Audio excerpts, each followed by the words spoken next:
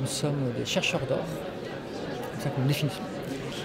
Sérieusement, nous cherchons des talents dans le monde de personnes en situation d'exclusion, des personnes qui ont des galères de logement, de santé. Et nous les amenons sur le marché de l'emploi en informatique sur des parcours de 2 ans. Donc, nous repérons les talents, nous mettons en valeur ces talents et nous les amenons donc, sur des parcours en clientèle. Nous avons des vrais clients, entreprises, associations, chez qui nous avons donc des prestations informatiques dans lesquelles nous faisons travailler ces personnes. 2 types de prestations essentiellement, prestations de maintenance informatique, donc la hotline, la réparation de serveurs, le travail à distance, c'est le premier métier. Le deuxième, c'est le logiciel.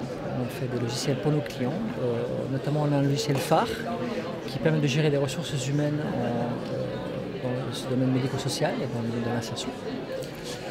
Et nous avons donc la mission qui nous permet d'avoir un modèle économique aussi, c'est très important, c'est essentiel, qui nous permet donc d'avoir une pérennité de notre structure. Il faut savoir qu'on a été fondé en 2013.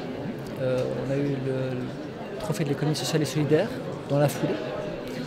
L'année dernière, on a eu aussi d'autres prix intéressants. On a pris la BPI France, qui nous accompagne dans notre changement d'échelle, parce qu'il faut savoir qu'on grossit assez vite. On a démarré à 2, aujourd'hui on est 12, et on a des perspectives de croissance assez rapides cette année et l'année suivante, l'année prochaine.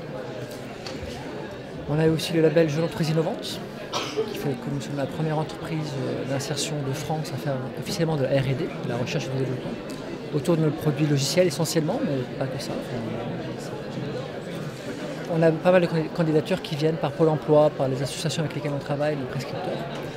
Ensuite, c'est en entretien, on essaie de détecter des personnes qui ne sont pas forcément formées, c'est pas ce qu'on cherche forcément.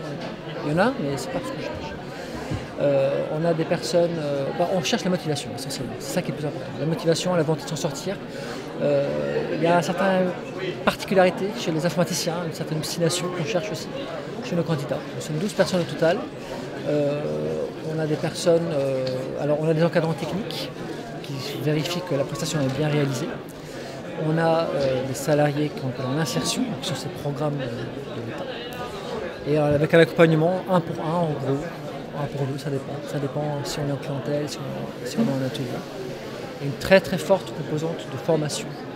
Formation en savoir-être, parce que c'est des personnes qui n'ont pas travaillé depuis longtemps généralement. Formation en savoir-faire, parce qu'il y a aussi des compétences à acquérir, il y a des choses à savoir faire.